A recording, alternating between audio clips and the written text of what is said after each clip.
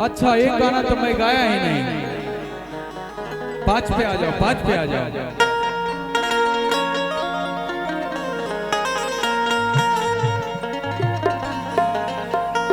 कियान बान सान पहचान गमछिया। गमछी किसके किसके पास है हो? अरे झारखंड बिहार के गुमान गमछिया। कि देखने में तुमको भले गवार लगते हैं कि तोरा का पता बाई गमछिए से हम तो रंगदार लगते हैं।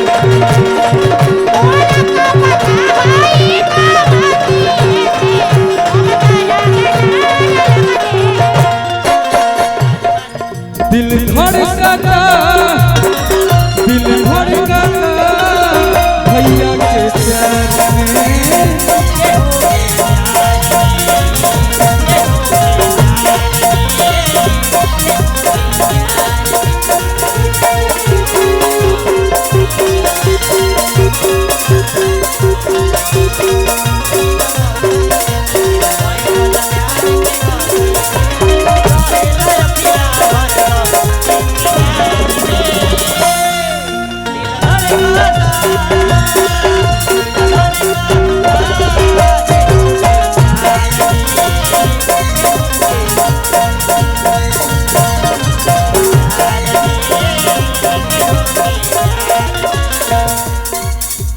डरा डरा डरा डरा डरा परखंड हो या डरा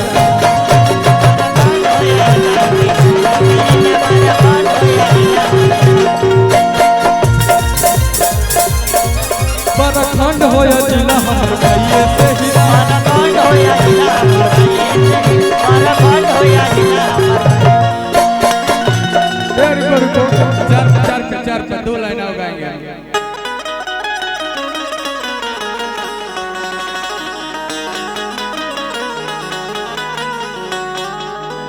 भैया 2 लाइन सिर्फ सैड टाइप का गाना है कि पागल बना के हमारा। देखिए कितना खुश हो जाता है तुरंत भी लोग। ये गाना बिहार और झारखंड दोनों को जोड़ता है। लड़का बिहार के झारखंड पहुंच जाता है रांची पागल खाना में गाड़ी से।